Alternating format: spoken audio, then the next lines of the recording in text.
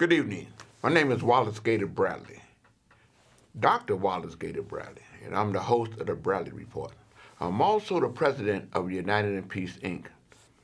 We've got a very interesting show,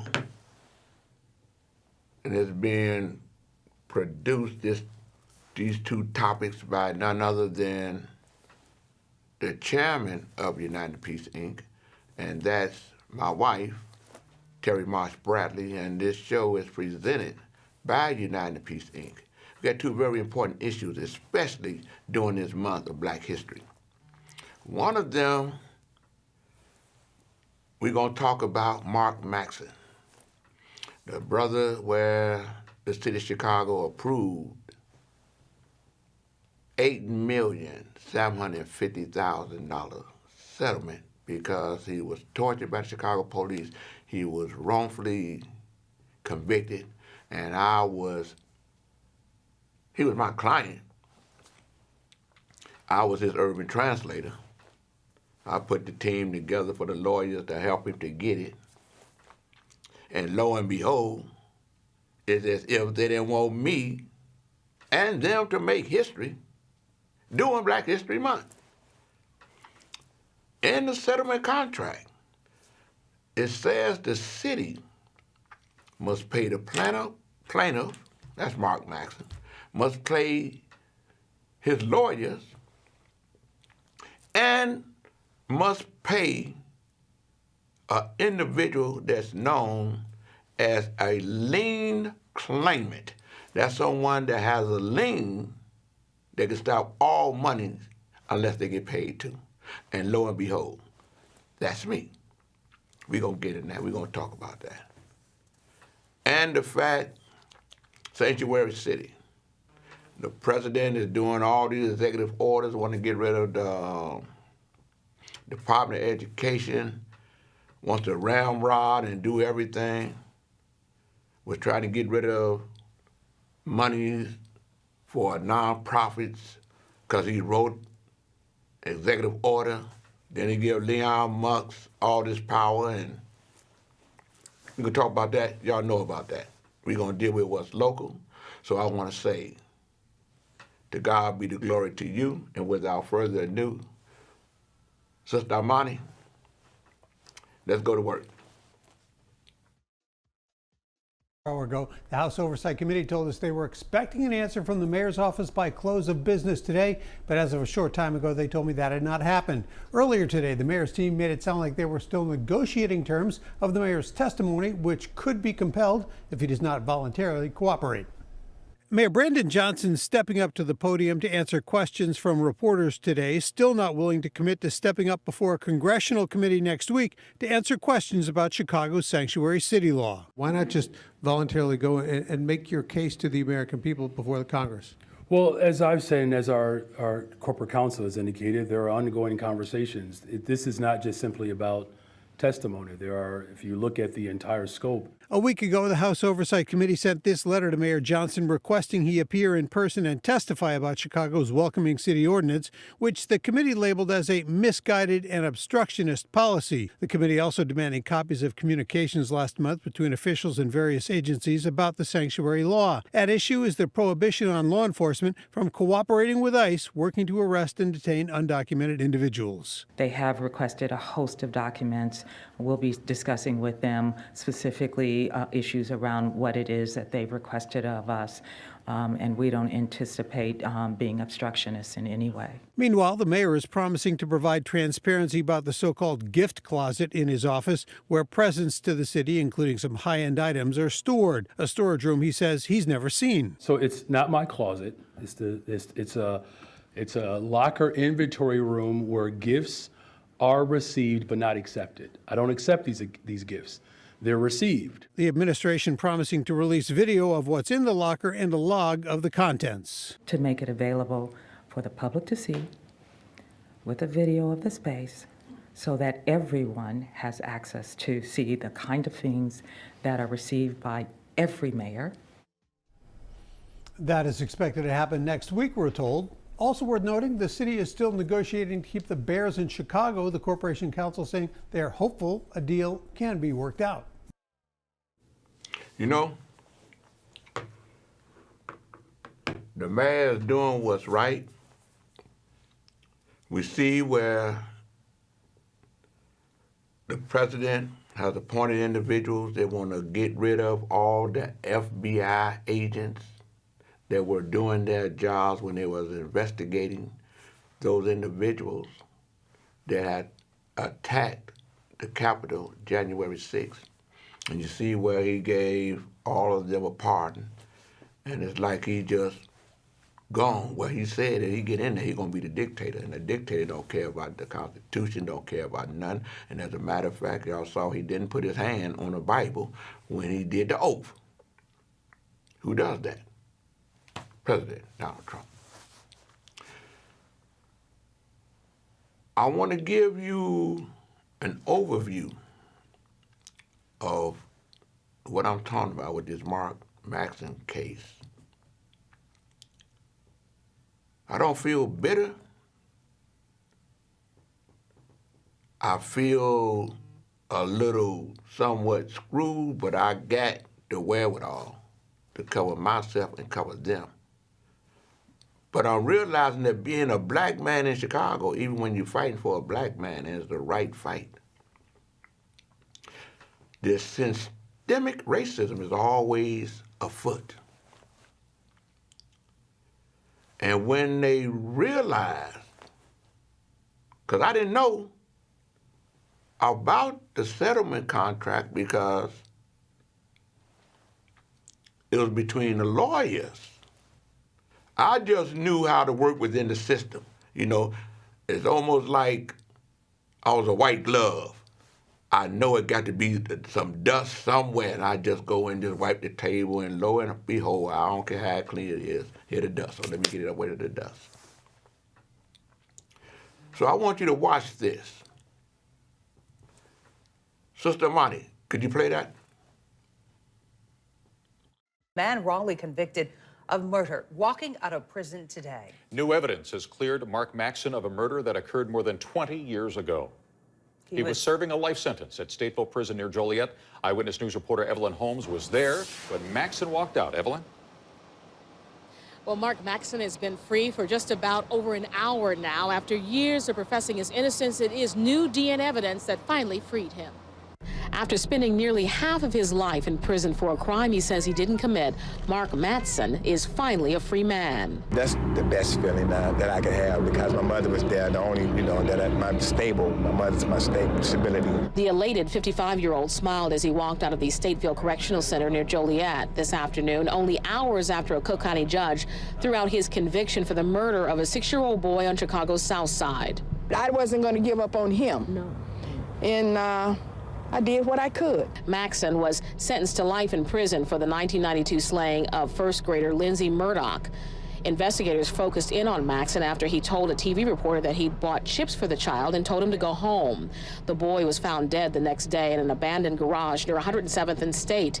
In a statement, a spokesperson for the Cook County State's Attorney, Anita Alvarez, writes that after an exhaustive reinvestigation, the conviction of Mr. Manson could not stand. A criminal investigation into the 1992 murder of 6-year-old Lindsay Murdoch remains ongoing. This case stunk right from the get-go. The judge said the same thing. No physical evidence ever linked Manson to the crime. Manson has always maintained his innocence despite his confession, which attorneys say was coerced by detectives working for the infamous Chicago Police Commander John Burge. He succumbed to the psychological torture. Mark Manson is the 15th person to have his conviction vacated since State's Attorney's Conviction Integrity Unit was formed in 2012. So I tell brothers to stay focused on, stay strong, foundate yourself on the facts of your case. Now, Mark Manson went to a steak dinner with his mother. He says then he'll go home and take a little time to figure out what he's going to do with his new future. Reporting live from Stateville Correctional Center here near Joliet. Evelyn Holmes, ABC 7 Eyewitness News.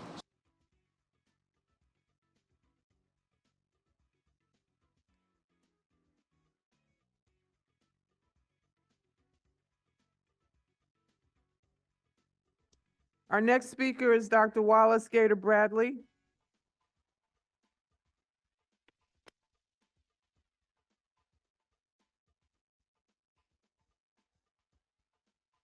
Yes, good morning, Chairman. Good morning. You know, since 2016, I've been speaking about the wrongful conviction of Mark Manson.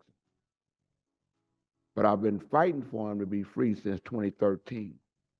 And I'm speaking as an ex-felon that received a pardon, that did my bit in Stateville, and by God's mercy and grace, I was allowed to go back behind the wall of Stateville to help bring this man out. I'm glad to see that it's on the finance agenda, that he's going to receive a settlement for $8,750,000. But I'm going to share this with you. Because I fight him, and I do it all the time. And the one thing about it is freedom from being wrongfully convicted for a case outweigh the value of the settlement. You know what I'm talking about. He's been locked up 23 hours, 23 days, 23 years. His freedom. Sometimes an individual got to accept the blessing that God gave him when he gave him 2 blessings. Had I been locked up and had I been freed, I would have been happy to have a SSI check. But because October 22nd, this body or the corporate council made a decision to stop paying them private attorneys. From 2016, they have paid them private attorneys $2,700,000 for a case they knew that they couldn't win. Just one case and a bunch of them coming. I just want to say, I hope this body agreed to this settlement. There's all the settlements that's on here. But I want to thank you, if you do, for Mark Manson, because I realize that the struggles that God had gave me to fight ain't been in vain, because this ain't the first one that I brought to get this done. So I'll just say thank you. I hope y'all agree with this to be brought before the full council, and stop paying them lawyers that cannot win a case because of torture and wrongful conviction. Again, thank you. Mark Manson versus John Duffy et al. The Department of Law recommends settling this reverse conviction lawsuit for $8.75 million. Plaintiff Mark Manson was convicted in 1994 of sexual assault and murder. His conviction was vacated in 2016 after DNA testing conducted on a sample from the victim's clothes revealed that that sample did not match Manson, and when compared to law enforcement database, it was discovered that the DNA matched another man named Osborne Wade, who had been previously convicted of another murder. Following his conviction being vacated, Manson was awarded a certificate of innocence. He brought this suit against former detectives John Duffy, Angelo Pesavento, and William Marley, alleging that they coerced Manson's confession, fabricated evidence, withheld exculpatory evidence, and maliciously prosecuted him. In addition, Manson brings a Monell claim against the city, which is stayed while the other claims proceed. At this point in the litigation, discovery has ended, and the next stage would be summary judgment if the settlement is not approved by this body. The underlying crime here is a horrific murder and a sexual assault of a 6-year-old named Lindsay Murdoch. Lindsay went missing on the evening of August 29, 1992. His body was found covered in debris in an abandoned garage at 10730 South State Street. Media covered the incident, and Manson, who lived in the neighborhood, was interviewed by reporters on television. Manson told reporters that he had been with the young boy the night that the boy disappeared. Officers saw the interview, and Manson was the last person known to have interacted with Lindsay. Detectives also discovered Manson had been previously convicted of raping a woman in 1981. The officers reached out to Manson, who agreed to come in for questioning. Manson initially stated that he ran into Lindsay, who was alone on the street, at around 10:30 p.m., and he bought Lindsay chips at a liquor store and told Lindsay to go home. Then they parted ways. Maxon remained at the station overnight until he was taken for a polygraph. He claims that he was detained against his will.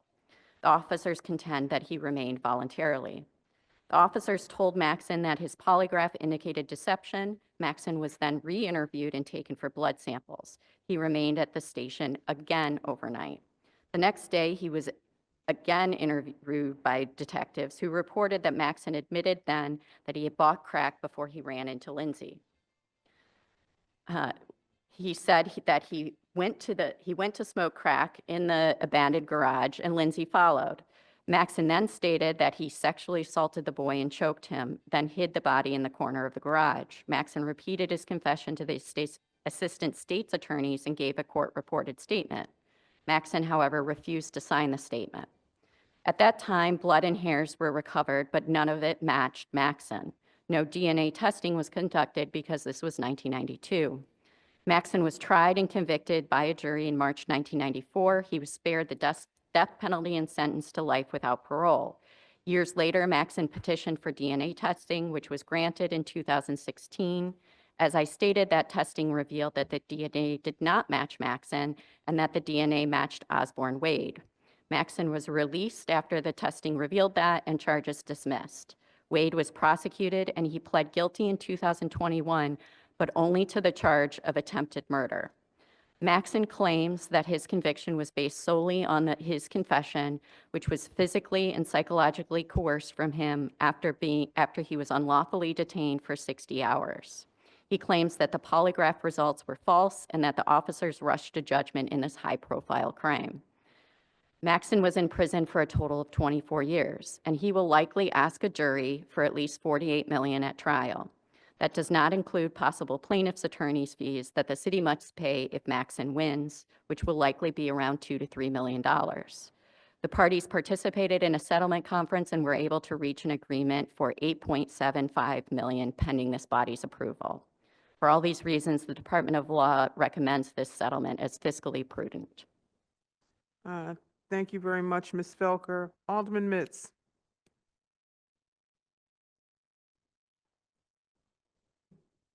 A child, what was the age? 6 years old. 6 years old. And where were the child location? What was the location? The body was found at 10073 South State Street at an abandoned garage. And this was at 10 at night, 10 p.m.? So he went missing on the evening of August 29th, 1992. Maxon ran into the boy at 10:30 p.m. And there was a history of sexual assault from Maxon previous? Maxon had been convicted of rape in 1981. And he was, what was with that case? What was he dismissed? Was the case dismissed and he was out? The 1981 case? Yes. No, he Was on remains probation? convicted of that. To be clear, he's not in prison, but his conviction stands. Okay. Anything else, Alderman Mitz? I'm just mind-boggled. What was that parents, relative, family members? I just want to know, 6 years old, 10 o'clock at night. All right, That's all. got you. Thank you. Alderman Thank you. Sposato? Madam Chair, thank you, Jessica. Question about Osborne Wade. So he's serving life in prison now? Because did we pursue any charges against him, or is he like 20 years, or what's the deal with him? He's been convicted. He pled guilty. I don't know his full sentence. He pled guilty to attempted murder. But he is in prison. So then my question would be, one, why wouldn't we make sure he never gets out of prison by prosecuting him for that? And two, was Maxon and Wade, were they buddies or anything like that? Is there any association between those two? So Mr. Wade is in prison. He was convicted of this as an attempted murder. So he's been pursued as charges as soon as they discovered the DNA. As far as whether we have established a relationship between Maxon and Wade, other than being from the same area, no. Thank you. Thank you, Madam Chair. Thank you. Ms. Felker, the DNA, the autopsy, did it reveal sexual assault on the young child? And if so, was the DNA testing done from the sexual assault? Without getting into many of the gory details, there was evidence of sexual assault. No semen was recovered. So there was no DNA testing to do. Okay. Any other questions? Is there a motion to recommend approval of item number 5E? So moved by Alderman Mitz, recommending do pass. All those in favor of the motion signify by saying aye. Opposed? In the opinion of the chair, the ayes have it, and the do pass recommendation will report it out at the next city council meeting.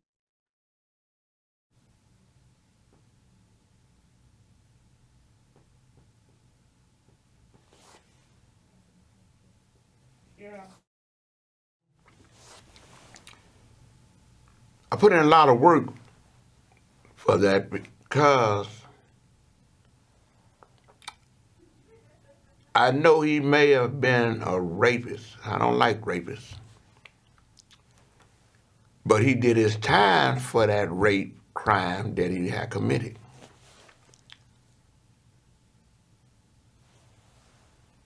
But when I was in the jail visiting another client, he come over to my table, said he needed help. He didn't commit the murder. So I gave him the benefit of the doubt. I got the lawyers and looked into the case. I realized that the DNA, his DNA, and the victim's DNA wasn't the DNA that was on the victim's body.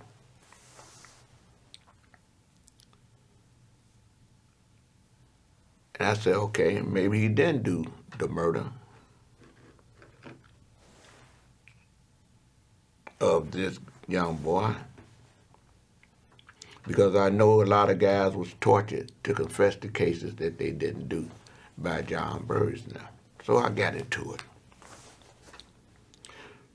3 years with me getting into it from the 2013 to 2016, we got him out because we found out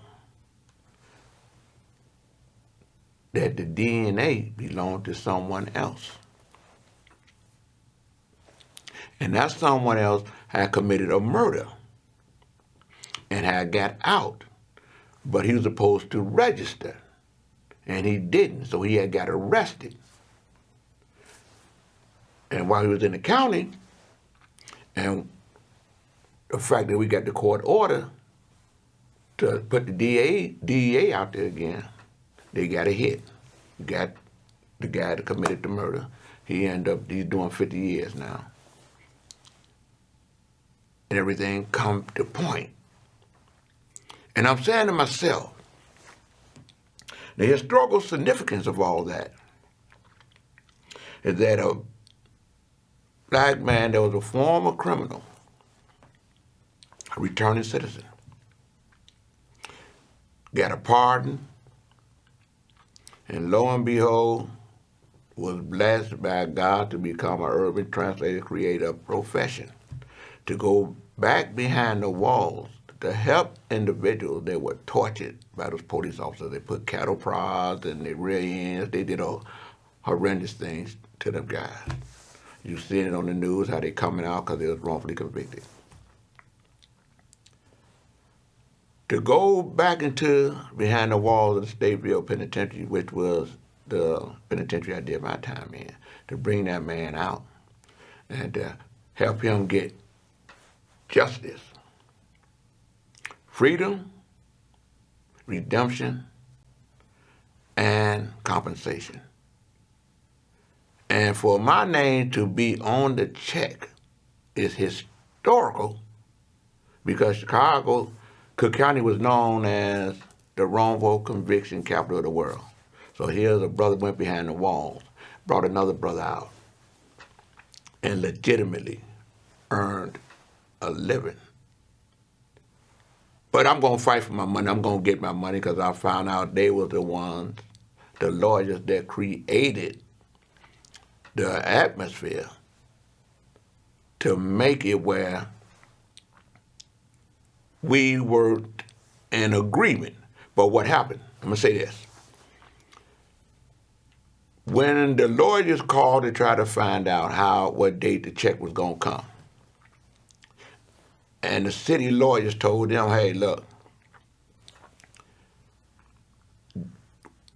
Wallace Bradley has a right. He did everything. He filed his lien. My lien was filed on the case in 2016. I'll help him, but I want to be paid, and here's my lien, so all money's got to be held up until I get my money. They come back and they tell them that we can't give y'all the money. So now they shocked. But had they did what was right, and they gonna get their money, because I'm gonna get mine. But I'm gonna say this, and I'm gonna leave on this note. That's happening to me is not gonna stop me for helping to seek justice to free individuals that's wrongfully convicted, and at the same time to help find the individuals that committed the crime so that the victims of the families can have closure. So I want to say to God be the glory. That's Gator's story. We're going to keep it moving.